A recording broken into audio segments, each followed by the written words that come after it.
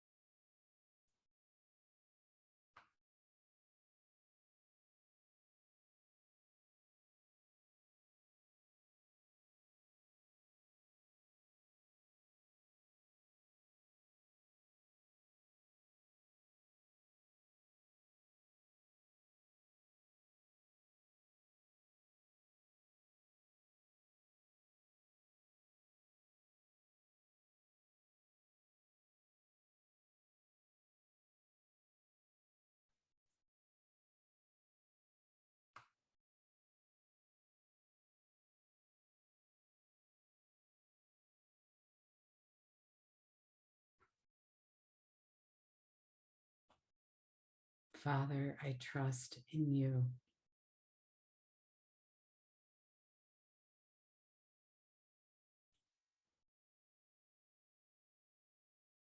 So the trust always comes first. We choose to trust. That's what we get to do, is choose to trust. And what we're choosing to trust is God, Holy Spirit, Jesus, our brothers, and also our path, whatever's in front of us. we trust it. And that's our choice to do first. So on my journey, I started with just a little trust with Jesus, because I really felt the truth of what he was saying in the Course. I could feel that what he was saying was true. And even though I didn't understand it all, I knew that what he was saying was true. And so the trust came from that at first. And then that trust just expands. We trust him, we experience a miracle, and then we trust some more because of that experience. And then we trust some more after another experience, and we just keep developing that trust that he knows the way, and that everything that we're experiencing is perfect. It's perfect for us, and we can give it to him, and he can show us how perfect it is.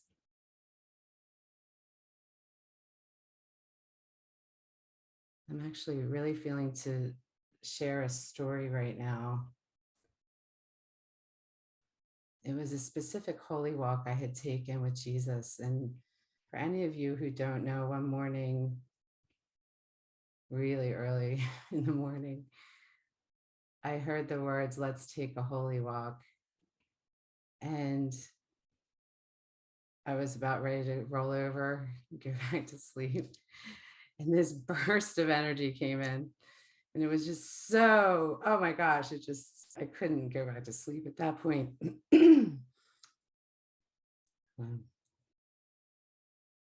So I got out of bed and I got dressed and I went for a holy walk with Jesus. And it was quite an experience. We were blessing everyone. I joined with him. And so it wasn't just a Shannon saying, "I bless you," but it was me and Jesus joined in some way that I can't understand, and fused together in a way that when we were blessing everyone that we saw, I felt like I was being lifted up even higher and lifted up even higher. And it was remarkable. I can't even, that first experience, because it was so, so beautiful. And so after that, I went for holy everywhere. Every time I went for a walk, it was a holy walk. I knew that he was there with me, and I would go on these holy walks with him. Well, one day, it was about a half hour into our holy walk, and I was just feeling just that really high, like, place where I'm just kind of pulled up above and just enjoying his love and his peace. And there was a woman walking toward me with a stroller, and it was a really wide one. And I had to get off the sidewalk. I had to step off the sidewalk to allow her to pass. I stepped right in a hole, right into a hole, and rolled my ankle. Now, in that moment, I mean, because I was so filled with love and peace, and I was just really joining with Jesus, I didn't have any thought about that in the first moment. But then the second moment, the ego thoughts are just swirling around my head and saying, "Oh, this is exactly what you did before, and you're going to be in pain, and you're going to be on crutches, and you're not, this is going to be a big problem, and you're going to have serious issues." So I was bringing in this past experience that I had doing the same thing. And I heard the words, "Stay with me." And in that moment, I just didn't give any power to these ego thoughts at all. I didn't buy into them. And I could feel myself pulling up a little bit, like I was going to engage with these ego thoughts, right? That were swirling. And when I heard "stay with me," I just stepped back again. And I was free again. Well, then there were future thoughts swirling around my head. "Oh, how are you going to walk home if you're if your foot, do you need to get your husband to pick you up? How are you going to get all the things done that you have to get done this week if you're on crutches? So then it was the future, right? And I heard the words, don't look at that, stay with me. And I was pulled back again I just stepped back. And it was really my choice. I could choose to listen to ego thoughts in those moments. Then it was just all about, are you sure that your ankle is okay? Don't you think you want to look at it and make sure it's not swollen? Then it was, I don't know, maybe you should look. And I saw myself looking for the pain. Like I knew there was the ego was telling me, look, you need to look at this. Like, this is serious. This can be a serious problem. And again, he said, stay with me. And it was that last one. I so wanted to look at my ankle. I wanted to look at my ankle and see if there was anything swollen. I wanted to see if there was any pain in it. I wanted to make sure it was okay.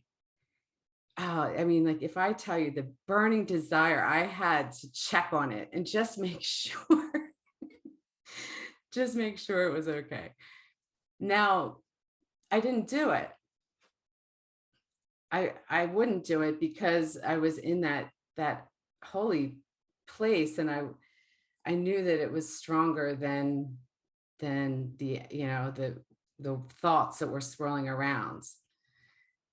So I could have very easily, very, very easily, I mean, I could have chosen to say, oh, I'm just gonna look and see. And who knows what would have happened, but I'm pretty sure I would have had a swollen ankle. I would have had to go to the hospital, to the emergency room, but none of it happened. And it was such a miraculous shift in the way that I was seeing everything. I needed to experience that because it was such an affirmation of trust in my mind. I knew, I trusted him, and the trust in that moment deepened so much that from that point on, my holy walks actually weren't, every single moment of my life I decided to have as a holy walk, every moment. But how could I not make that choice at that point? And so, yeah, what started out as a little trust, a little trust of like, what he's saying in here really actually sounds like it's true. And I think I'm going to trust him to show me the way, to taking holy walks with him. And now every moment, giving that to him, giving that trust to him, and letting him show me what is happening. What is happening here? Because do we really ever know? No, we can try to pretend that we know, but there isn't really anything that we know. He has the whole picture, and he's shown me that so many times over and over again. And, the one other thing I do want to say is that before I started on these holy walks with him, I had compartments. Like really, like when I'm looking, he showed me as I sat in meditation, there were these compartments. So like there was this work compartment, and like that compartment, I kind of just thought I could handle on my own. And like, I really never asked him to come with me. I mean, he actually went in the car with me to work, but then I didn't take him in. So there were like these compartments. So there was like, and if anyone read the blog post that I posted on Zoo to Miracles, like you'll see that like what I call the attic, but like, it was just like this dark space over an oil lamp with his face glowing. And I would talk to him. So that was like my Jesus compartment, right? And so like, it was only in this dark attic with a oil lamp where I was actually like, okay, let me find out what's going on here. Can you tell me about this? I need to know that, what did you mean by this in the course or whatever? So that was my like Jesus compartment. Then I had the work compartment, I had the family compartment. And, some of them until a really big problem came up, then it was like, oh, actually, I really do need you here. But then I was like, all right, I have it taken care of now. So you don't have to fill me in. So I had all of these compartments, and these holy walks, actually, it's what it made everything the same. It made everything following him. There was nothing that I wanted to do on my own anymore. And so really, yeah, like that's kind of like what the development of trust was for me. And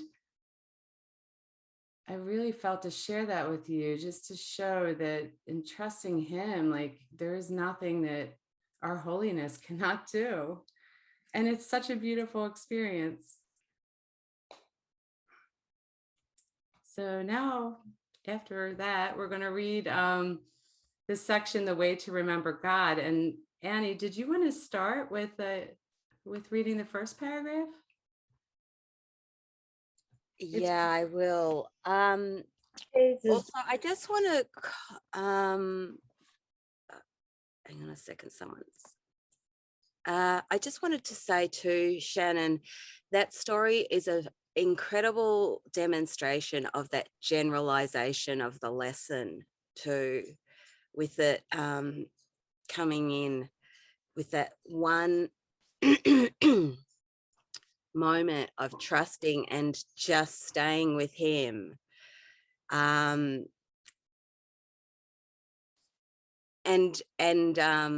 seeing the choice point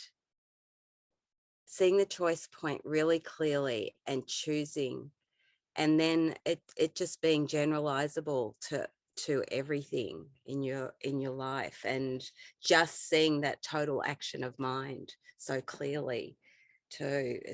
That's a really incredible story as that demonstration. So thank you for sharing that. Thank you, Annie. So as Shannon said, we're reading from chapter 12. In the blue FIP book, it's chapter 12, section 2, The Way to Remember God. So again, it's just, what's beautiful too is, like, as Shannon read the prayer, it's just such a gift to be able to just hear the words and let the words just penetrate. The sounds come into our mind. Someone else is reading, we don't have to do it. We can just let those sounds come in and penetrate as if it's Jesus speaking directly to us. Just got to give myself a little bit of room here. I've got the laptop on my lap. Okay.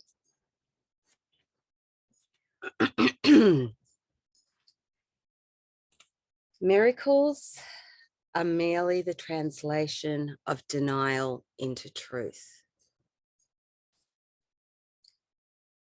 If to love oneself is to heal oneself, those who are sick do not love themselves. Therefore, they are asking for the love that would heal them, but which they are denying to themselves. If they knew the truth about themselves, they could not be sick.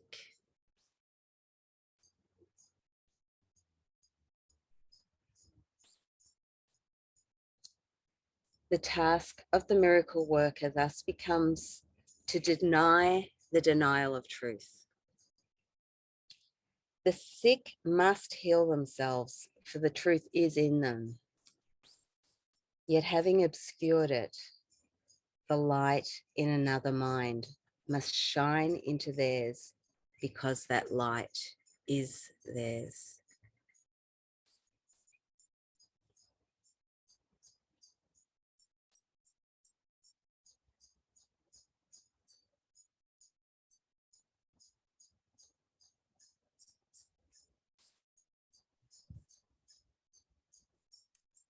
Deny the denial of truth. That's what he's asking us to do as miracle workers, is to deny the denial of truth. I can't remember exactly where he says this in the course, but he does talk about the amount of work it takes to deny the truth. He says that we are working so hard. I mean, it's taking up a lot of what, the mind space to deny what we are. And so denying the denial of truth is really accepting it, right? So it's accepting the truth of what we are and what our brother is. Yeah, I love it. That's great. The light in them shines as brightly, regardless of the density of the fog that obscures it. If you give no power to the fog to obscure the light, it has none. For it has power only if the Son of God gives power to it. He must himself withdraw that power, remembering that all power is of God. You can remember this for all the sonship. Do not allow your brother not to remember, for his forgetfulness is yours. But your remembering is his, for God cannot be remembered alone. This is what you have forgotten. To perceive the healing of your brother as the healing of yourself is thus the way to remember God. For you forgot your brothers with him, and God's answer to your forgetting is but the way to remember. Yes, it's trusting our brother who is one with us, right? And trusting God who is one with us, and trusting Jesus who is one with us, and trusting Holy Spirit who is one with us. So the first where he says here is brightly, regardless of the density of the fog that obscures it. And it reminds me of where he says, a cloud does not put out the sun. The sun is shining brightly. We, as the Holy Son of God, are shining so brightly as the light of the world. And whatever fog we think is surrounding us in any given moment, it can't put that light out. It can't. And so if you give no power to the fog to obscure the light, it has none. And I feel like now I'm starting to understand why he wanted me to tell that story, because I could have very easily, looking at that, I could have very easily, that was the fog. It was the fog of the ego thought system trying to tell me about what's happening, right? And so, but I gave no power to it. I did not give it any kind of power over. I wanted to, because I just wanted to make sure it was okay. My neck was okay. But no, like we can stay in that light. And it through practice. I mean, it's not like that happened. Oh, I read the first page of the course and then I could, trust him that much. But yeah, through practice, it's possible. It's possible to deny the denial of truth or give no power to the fog and know the light that we are and accept the light that we are and be the light that we are. Annie? It's important too, Shannon, in the paragraph you just read about the sharing of it too. We can't just sort of accept it like, oh, I'm the Christ and I'm healed. It has to be given to our brothers. We have to see the wholeness in Christ in our brothers. God only gives, and he gives all to all. And as in his thought and likeness, we have to offer and extend that same vision to our brother and see him as healed and whole see only the light in him and perfection, and that heals our own mind and keeps the memory and of that wholeness alive in us as well, while perception seems to last. Yeah, that's a really good point, Annie. And that's where I love what Cate does, because she gives us the Christ blessing, and she takes us through these exercises that, we are like, that's where all the healing is really happening, is in the mind. And so we don't even have to be in close proximity to someone to see them as light, and to be able to join them there, to join them in that light. And that, what a beautiful gift that is, to be able to join with each other in light. That's what we go together, you and I, in the Song of Prayer is kind of coming to mind too. It's like, we're doing this together. We are, yeah, I mean, walking side by side, hand in hand. And he says, I cannot go without you, for you are a part of me. And that includes Jesus. That includes, it's the Christ mind. Yeah. Thank you for that reminder, Annie.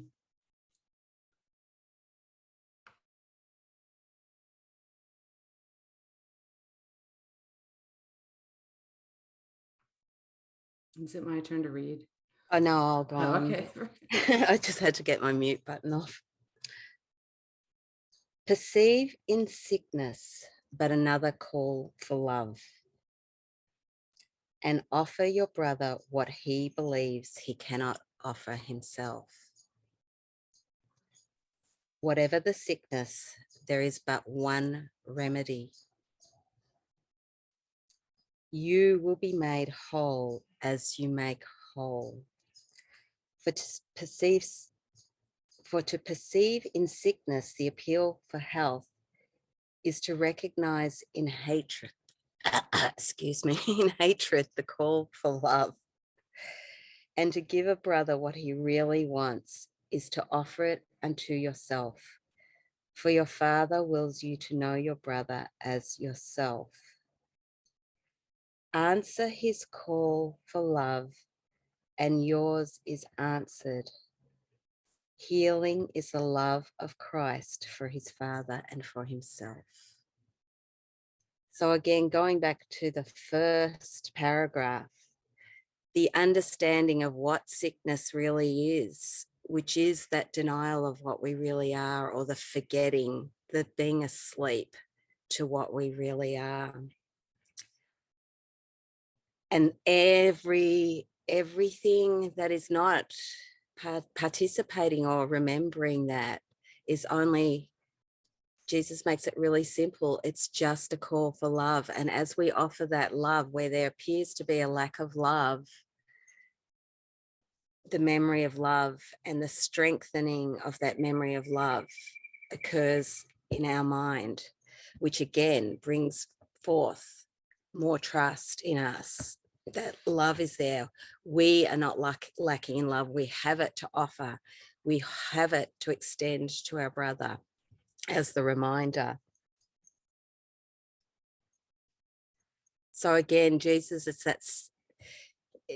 he's teaching us to have a singular action of mind in every situation, circumstance, or whatever comes to mind. You can only offer love.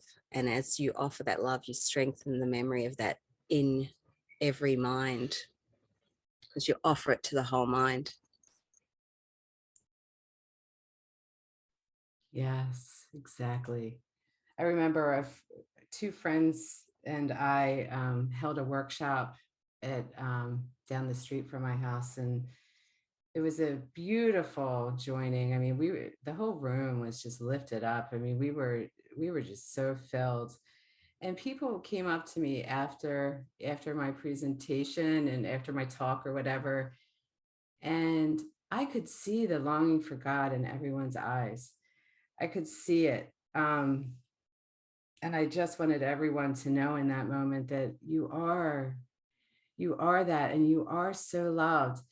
And that whole following week, I was driving around like every person I saw in their car, I could see that they were the call for love. I could see it. It was just so clear.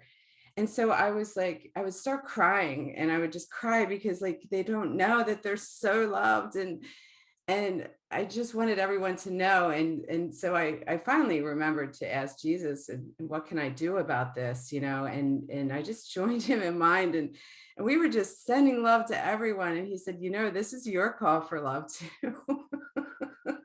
And it really was a really cool moment to recognize that, yeah, okay, so I'm seeing this call for love everywhere. I mean, I would be walking down the grocery store, picking up a cereal box, and see someone and start crying because I wanted them to know that they were loved. And so it was really I couldn't get past it for a few days. And then when I remembered to ask him, it's like, yeah, it's only love. And we can give that all the time because we receive it, and then we give as we receive. And if we all give it to each other all the time, and there's nothing that can be outside of that, love. I love David Hoffmeister's little story. He used to say, no matter what the appearance, it's almost like there's just a child there saying, please love me, because we've Yeah, forgotten. yeah. We're in the forgetting, we're sick. Mhm. Jesus describes that's really the sickness. Yeah, It's really, if you've got a cold, cough, cancer or anything, the sickness is that forgetting of who we really are, that denial. yeah. Everyone's walking around going, please love me, no matter what, whether they're, no matter what the appearance or the face or what's coming out. Exactly. Even if they're yelling at you or whatever. I mean, it's all that. It's like, can you still love me now? Will you please love me? Yeah. And that's it. I mean, we all want to know that. I mean, that call, we all hear it on some level. We know it's there. The call back to love, the call back to who we are, to what we are. Yeah. That's awesome. I love it. Remember what was said about the frightening perceptions of little children, which terrify them because they do not understand them. If they ask for enlightenment and accept it, their fears vanish. But if they hide their nightmares, they will keep them. It is easy to help an uncertain child, for he recognizes that he does not understand what his perceptions mean. Yet you believe that you do understand yours. Little child, you are hiding your head under the cover of the heavy blankets you have laid upon yourself. You are hiding your nightmares in the darkness of your own false certainty and refusing to open your eyes and look at them. Yeah, we have to look at them. We have to look at anything that's fearful. And I think I shared this in another satsang. It's like, if we, like, every identity that we're holding on to and that we want to really have as who we are, as soon as we let go of that, there are things underneath of that, like, because the world will tell us, okay, if I'm spiritual Shannon, then I'm not able to be mad at people. Oh, I'm not supposed to act that way. I'm not, fear. Oh no, I've already looked at all my fear. I remember one time I went to Wawa. It's a convenience store here, and to get a bagel and some coffee, and I'm waiting for them to toast it and put some cream cheese on my bagel. And I'm standing there, and earlier that morning I was doing one of the lessons on judgment. And I just remember thinking, oh, I really don't have to spend that much time on this lesson because I've already taken care of that. I don't judge people anymore. And I was standing leaning against the donut case, and all of a sudden I just became hyper aware of every single little detail. I mean, every single thing in this store. And it's not that big of a store, but there were people walking in, and I was noticing short people, tall people, I mean, it was overwhelming to me, and I left without my bagel. I couldn't even be in there anymore. And so I sat in the car and I'm like, what was that about? He said, you think you don't judge anymore.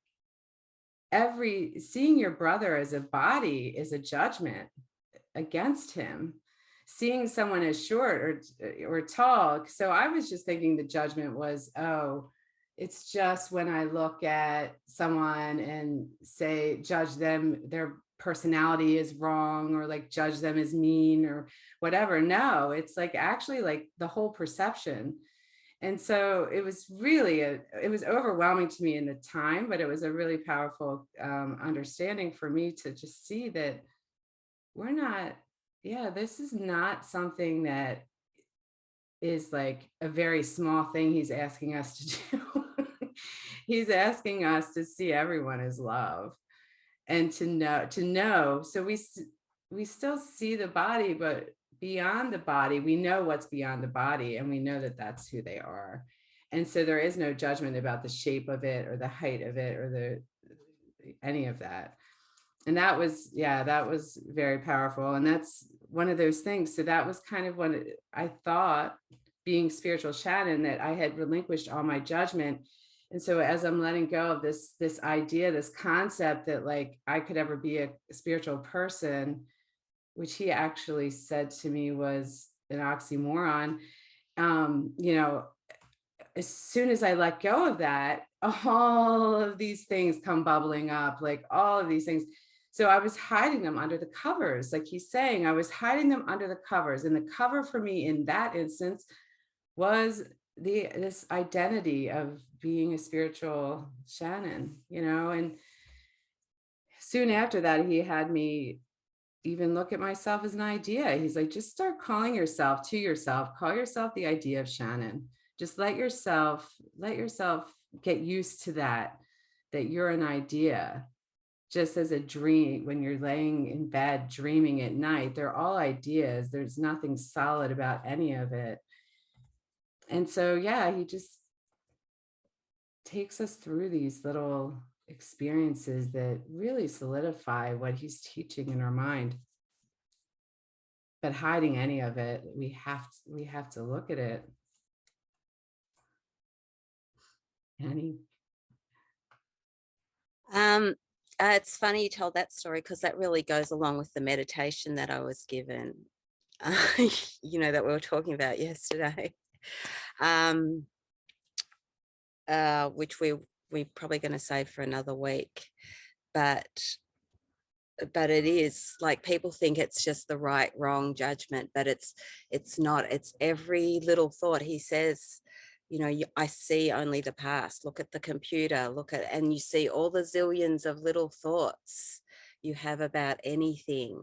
And so it's like, people go, and he says, even your so-called good thoughts, oh, it's a beautiful day, even those are shadows, because they're still your just idea of beauty. There's still a projection of an idea of beauty. Someone else comes along and goes, it's all right, because it's not, we're not seeing what's there. We're still just seeing our own ideas based in separation. And he's telling us, what you think you are is a belief to be undone. And that's wholly inclusive. It's like a whole thought system where all these little ideas and descriptive terms, all of them spring off from. And those are the things where we're being purified. They're being undone in our minds as we go, washed from our minds. So as our minds are cleaned and the miracle takes place, we cannot see that way. We don't have that commentary coming up in our minds about, we're not projecting those ideas anymore onto the figure or any scenario on the screen. The mind's literally seeing past to the light, even though the appearance is still there, but we're no longer projecting those thoughts of separation that make up that self-concept in all its myriads of forms and roles and ideas. Like you said, Shannon, they're just ideas. And he's He's training us and washing our minds so we see they're meaningless ideas. They're empty clouds that have no meaning at all because they do not come from the mind of God. They're not our real thoughts. They're all part of the false concept, self-concept, and the ego thought system. Okay, so the next paragraph was 5. Sorry, did you want to say something, Del? No, I was just going to say paragraph 5 we're on next. Thank you, Del. Oh, sorry, the cat's biting me. Let us not save nightmares, for they are not fitting offerings for Christ. So they are not fit gifts for you. Take off the covers and look at what you are afraid of. Only the anticipation will frighten you. For the reality of nothingness cannot be frightening. Let us not delay this, for your dream of hatred will not leave you without help, and help is here. Learn to be quiet in the midst of turmoil, for quietness is the end of strife, and this is the journey to peace. Look straight at every image that rises to delay you, for the goal is inevitable because it is eternal. The goal of love is but your right, and it belongs to you despite your dreams. So this is beautiful. Again, it's like there's the borderland of thought. Something's arising and it's arising in us, and there's a fear. And again, this is where our trust comes into. Our trust comes into that moment where there seems to be a moment of terror rising. We've become familiarized with what we think. And there's that moment of not knowing what will happen if we really relinquish it in a certain way. So we have to stand there in trust, listening to him, that all is not lost and the help is there. We're being brought through, the journey into darkness, but we will not be left there. So as we stand that, we come up to this almost like this borderland of thought, where an outer ring of terror, you could say. And in the midst of that, learning to stand still and letting it arise so that we can be shown that what we thought was not anything at all and there was nothing to fear.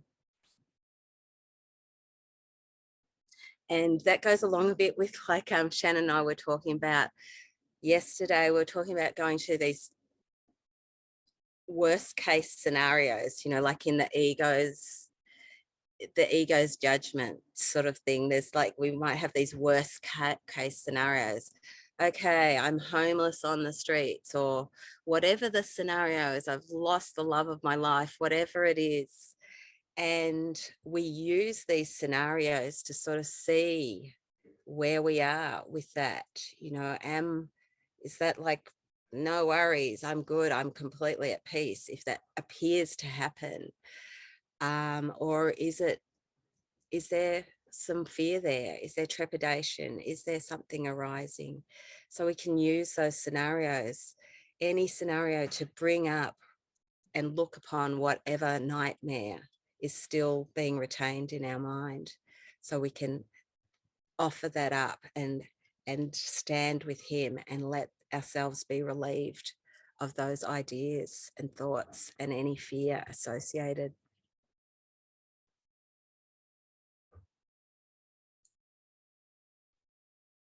Yeah, that's something that I was taken through too. Annie and I were talking about. We think it's going to be like he says.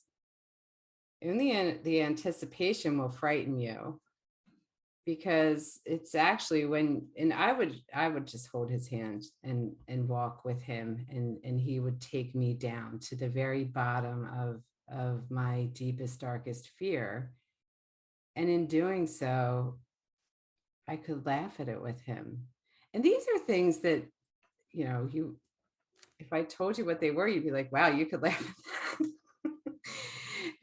but because he shows us the way, and it's like he knows, so it's like it's almost like he just kind of illuminates our mind with this truth while we're doing these things with him, and we just see so clearly in that moment, and boom, it's just no, it's gone. There's nothing, no fear. And the gratitude for that, the gratitude for that, and for him being there. I mean, his help is here, and it's there for us always. It's here right now in every moment that we remember to ask. And it's such a beautiful gift. You still want what God wills, and no nightmare can defeat a child of God in his purpose. For your purpose was given you by God, and you must accomplish it because it is his will. Awake and remember your purpose, for it is your will to do so. What has been accomplished for you must be yours. That is such a powerful sentence, because it's already been accomplished. He'll show you, he'll show you how it's already been there all along. You're already what you think you need to become. It's already, you already are everything. Everything. You are created perfect as God created you, and that is what you are. And right now, that's what we all are.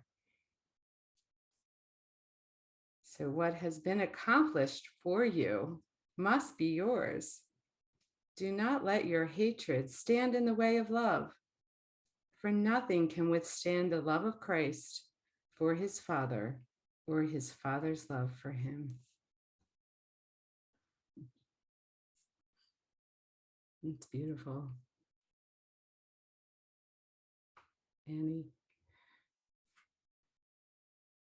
Annie, you can read the next one.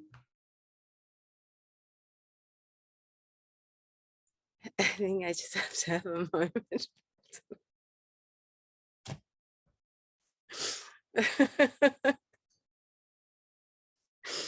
Oh, a little while and you will see me, for I am not hidden because you are hiding. So that's it. We're playing a game of hide and seek with ourselves. We're like I like to think of it like we're standing in the, we're standing in the kingdom of heaven, but I've got my hands, I see it not, I've got my hands over my eyes, but I just have to remove the veil. I just have to take my hands away. And there's all the glory of God and the whole brotherhood. Sorry, I just start hearing songs come, like the songs, like I want to say choir of angels, but it's like, it's all around us, but I see it not. I'm playing hide and seek. I've gone off and go, yeah, I think I'll be alone here, and gone off, and it's like I'm hiding in the corner, but no one's looking for me because they know I'm at home. So I have to come out of hiding. I have to take off the blinders and come out of hiding and see where I really am, instead of like hiding in my little corner over there. So a little while and you will see me, for I'm not hidden because you are hiding. I will awaken you as surely as I awakened myself, for I awoke for you.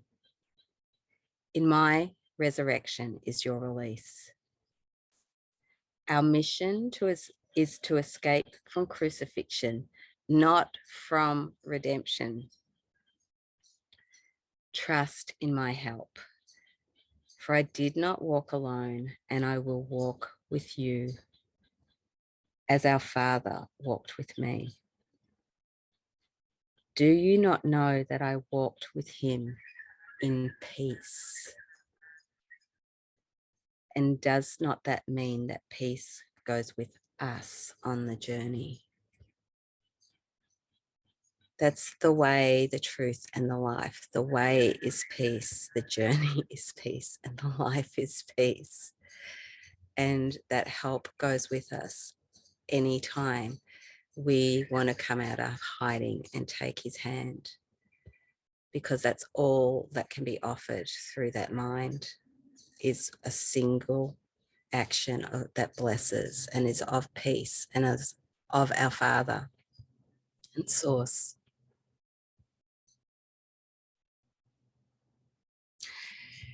And yeah, so it's like where he says, it's interesting. Our mission is to escape from crucifixion, not from redemption.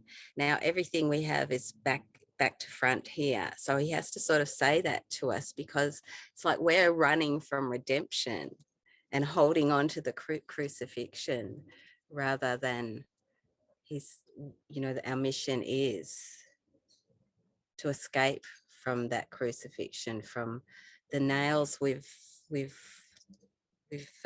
hammered into our own hands, in a sense, so that we join him in the resurrection where we truly abide. Beautiful, Annie. Yeah. And it's really, again, it's that trust. He's saying, I will help you. I'm here for you. You are not alone. You're never alone. You are joined with me and all your brothers, and I can show you the way. And that's such a beautiful thing. I will walk with you as our Father walked with me. Do you not know that I walked with him in peace? It's just so beautiful. He's so supportive and so gentle and so loving. And really, I mean, when I first started talking to him, I pictured him as a body, but he also shows us that we're one with him, and we get to learn that actually bodies aren't a thing. And we get to learn that there's not really anything in this world that's more valuable than what I'm showing you right now, which is the peace and love of God and what you really are in truth. And he just shows it to us, and he says, I will awaken you as surely as I awaken myself, for I awoke for you. Oh, that's just gorgeous. And it's so true. He means that. He really does. He means every part of it, that this paragraph. There is Shannon, sorry, I just wanted to say too, something you said before was really kind of important, just about your development, just even in your relationship with Jesus. It's like you started off from a certain point of having him, like you say, you still pictured him as a body in a certain way, but that was the first step, in a sense, of you developing your relationship with him, that as you matured and as he showed you more and more was revealed to you, that was sort of relinquished, in a sense.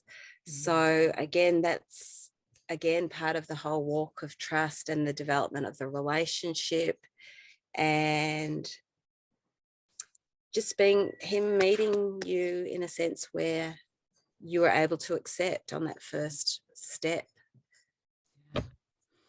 Yeah, it's funny because when he first walked me into the golden circle, I had his hand and I started to see his hand disappear, and I opened my eyes.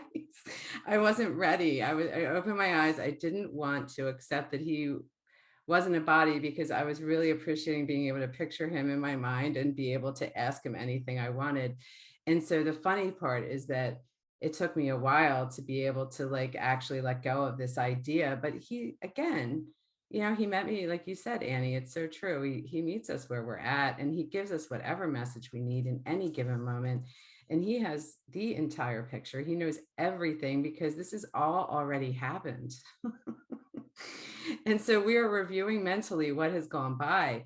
And so he can kind of, I mean, he knows exactly. And really, ultimately, what is he? Okay, well, ultimately, he is me, right? I am one with him. We are joined, and he takes us to that place.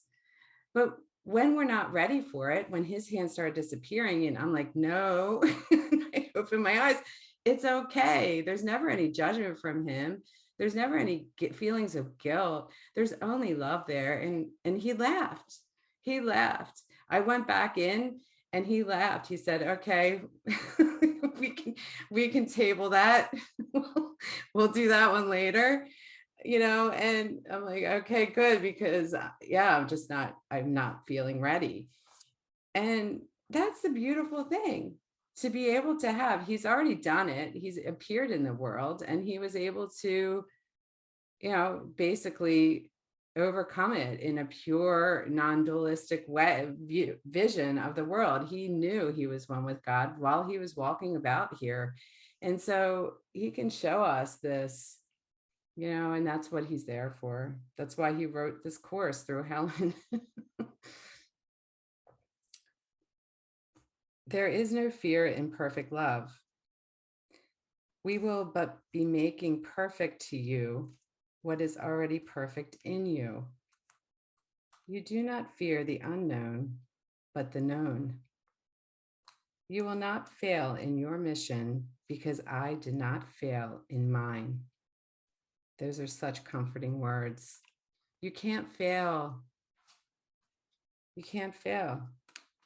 Give me but a little trust in the name of the complete trust I have in you, and we will easily accomplish the goal of perfection together. For perfection is and cannot be denied. To deny the denial of perfection is not so difficult as to deny truth. And what we can accomplish together will be believed when you see it as accomplished. I feel like I don't even need to add anything to that.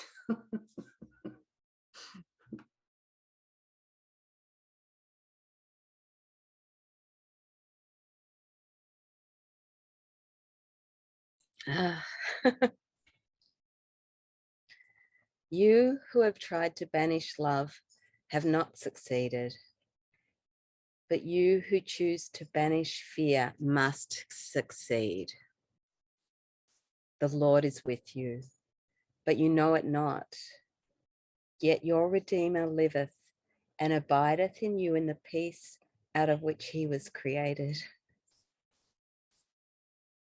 Would you not exchange this awareness for the awareness of fear?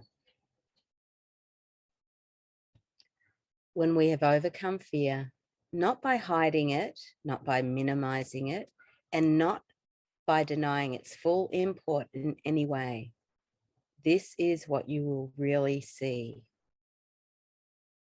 You cannot lay aside the obstacles to real vision without looking upon them, for to lay aside means to judge against. If you will look, the Holy Spirit will judge, and he will judge truly. Yet he cannot shine away what you keep hidden, for you have not offered it to him, and he cannot take it from you. So again, that's fairly self-explanatory, the importance of us raising to light what is in our mind that does not come from God, so it can be dispelled. The light turned on and the darkness is dispelled.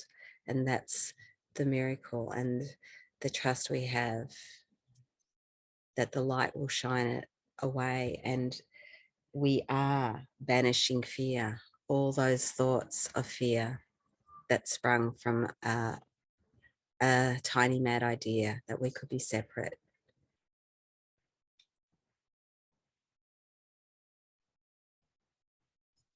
And we forgot to laugh.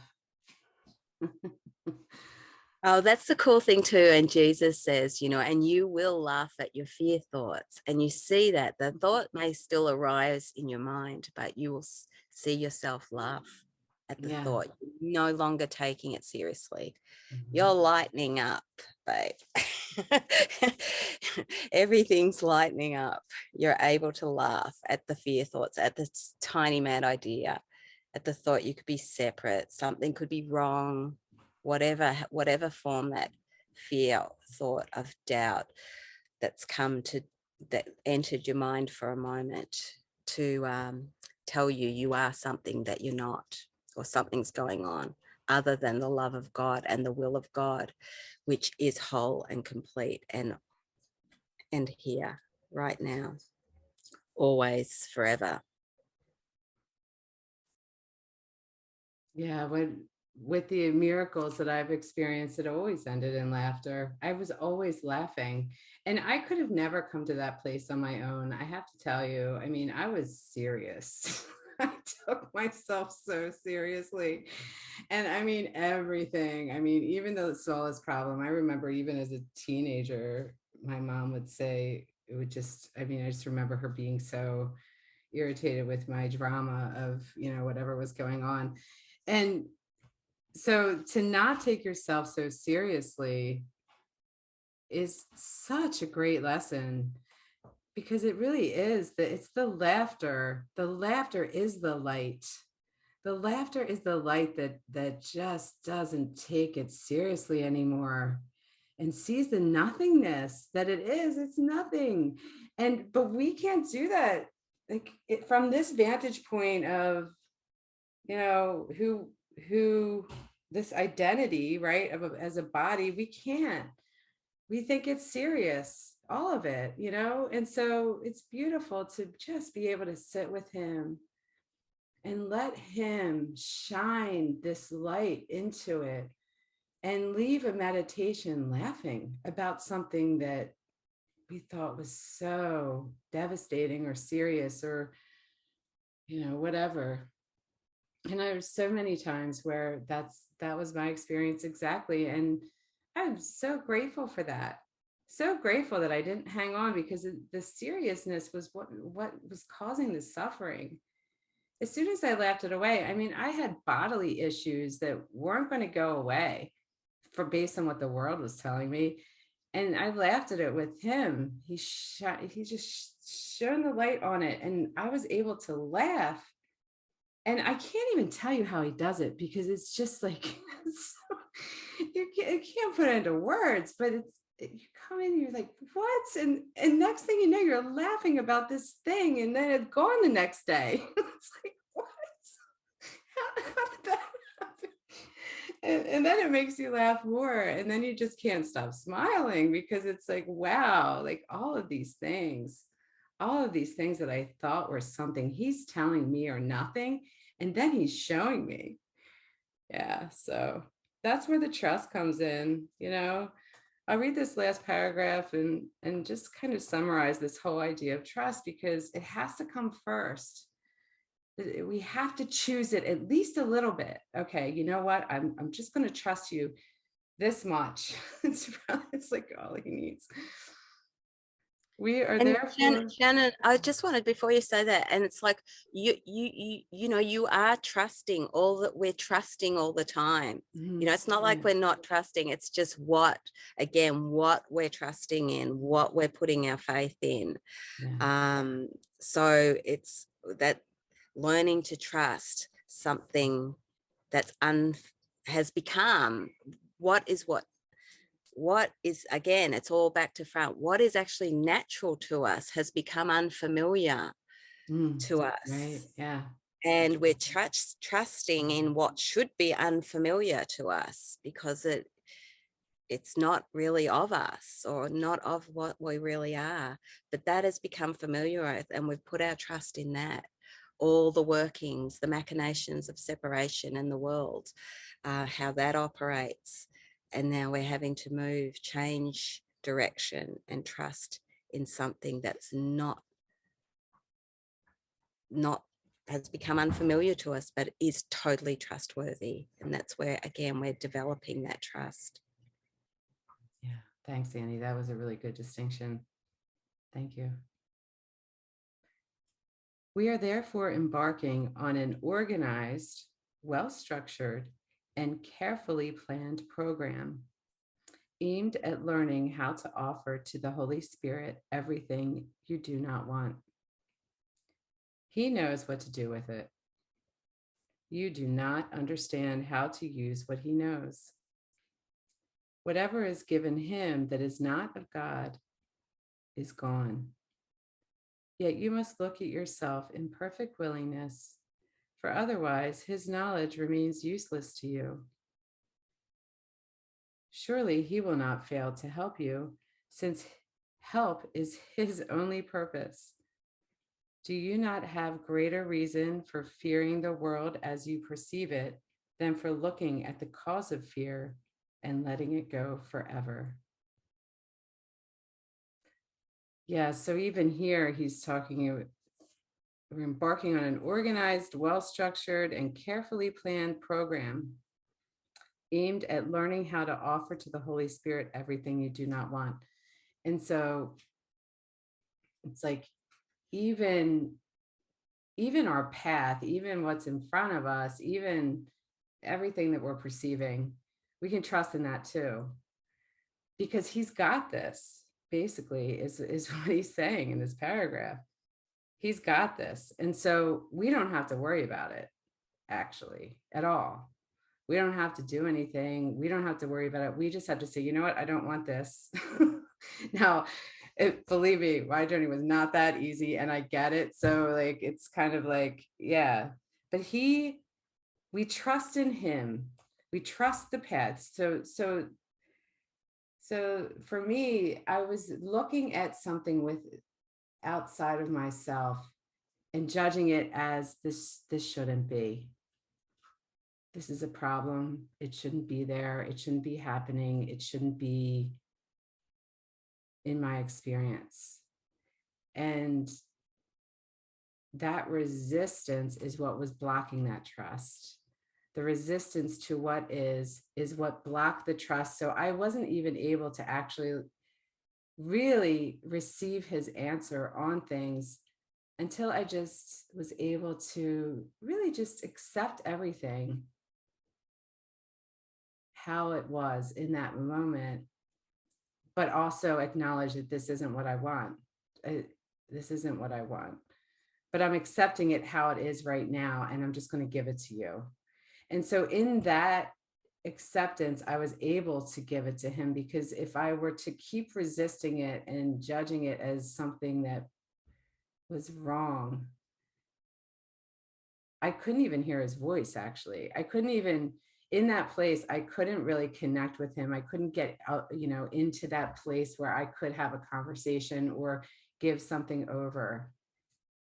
So yeah, for me, it was the acceptance. It was accepting and trusting that my path is perfect for me, regardless of what I'm perceiving it as right now. It's perfect for me, and he's got this.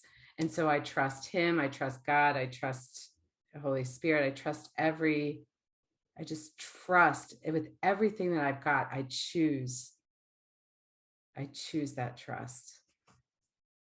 And then the more you trust, and it just develops into this completion, a completion of, there's just no doubt anymore. Doubt can't enter. So what I want to do now, Annie, do you have anything else to add before we go into the meditation? Okay. I think after the meditation too, because this one you could carry on after the meditation is over. You could actually just sit with it, and as long as you want after, because sometimes, I did share this before, it can take some time to have his answer come in, because we'll get distracted. I don't know about you, but other thoughts come in, and then it's like, okay, I have to bring myself back to this and just come back in.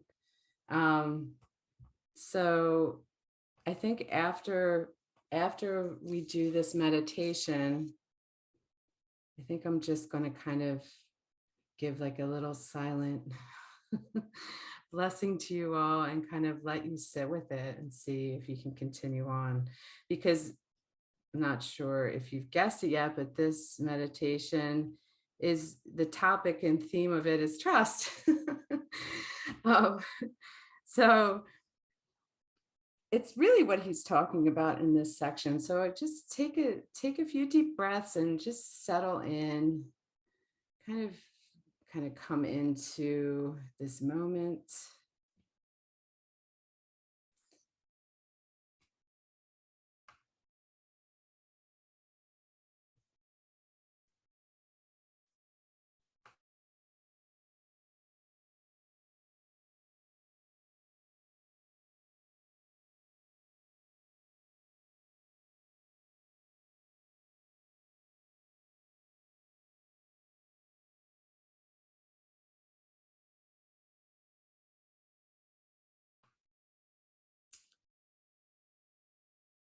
Now I'd like for you to picture Jesus in your mind.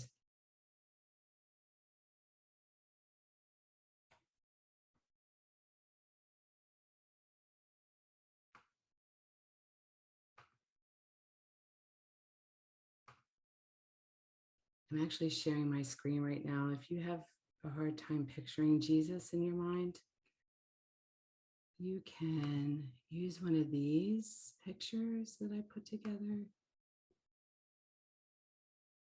And maybe just use one of those and see if you can see it in your mind. You'll see him sitting across from you. You could both be in chairs or on the floor, in a room or out in nature. Just kind of let a whole scene arise in your mind with you and Jesus.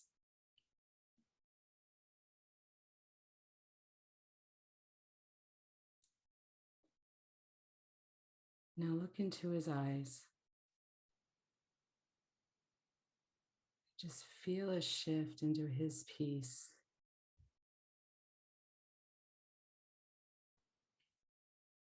We're going to affirm that we trust him. And you can use any words that you like. You can say, I trust you.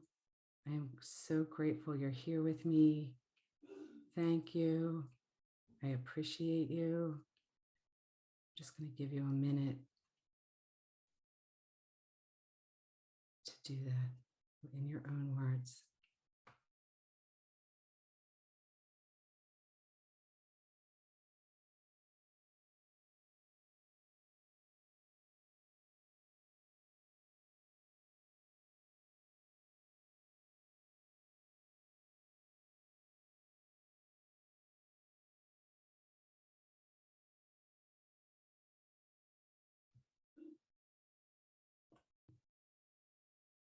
Now feel his love for you.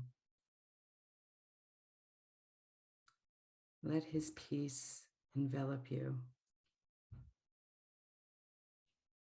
If you like, you can hug him and join hands with him. You could just sit quietly together.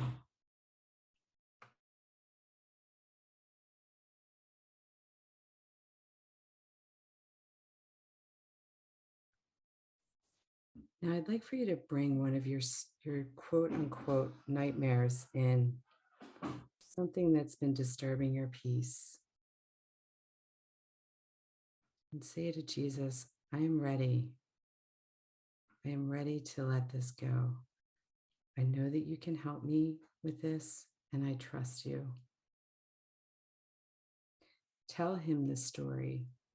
Make sure to include how you feel about it, what you believe it's doing to you, anything else that comes up.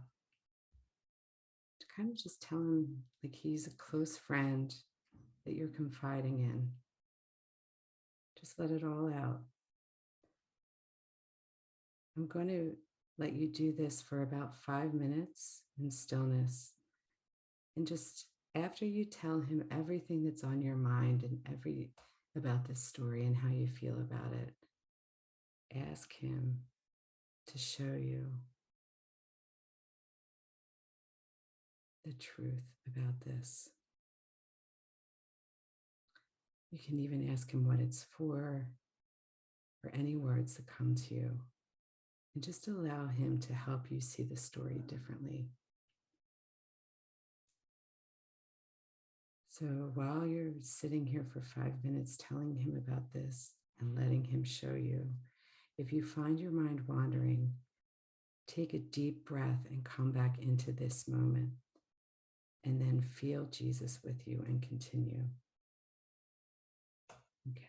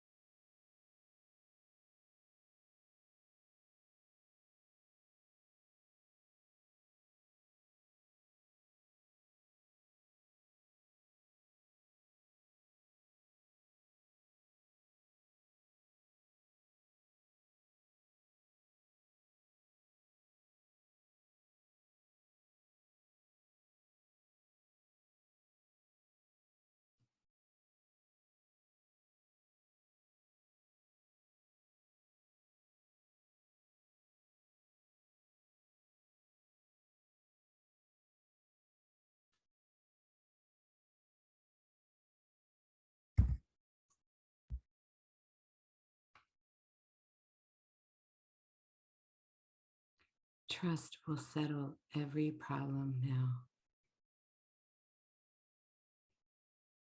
He is always there for you. Thank you to everyone for joining, and stay in this meditation as long as you would like after. Blessings, everyone.